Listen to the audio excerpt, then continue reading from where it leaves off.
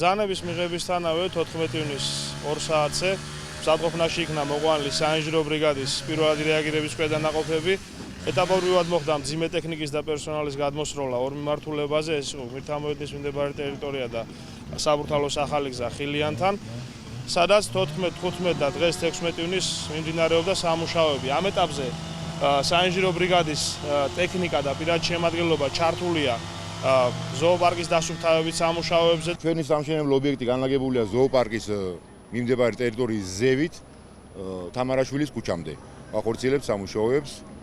მოზიდული არის 15 ერთეული თვითმცლელი, 3 ერთეული მუხლუხებიანი ექსკავატორი, მოზიდული აგრეთვე თვითდამტვირთავებით და ტრაქტორებით. ვიმყოფებით სვაინძის ქუჩაზე. პირველი საარტილერიო ბრიგადის პირადი შემადგენლობა მუშაობს ამ პერიოდის 6 ობიექტზე.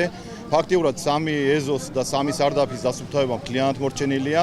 დარჩენილია 3 ეზოს მუშაობა. აგრეთვე მიმდინარეობს ამოტყუმბვითი სამუშაოები.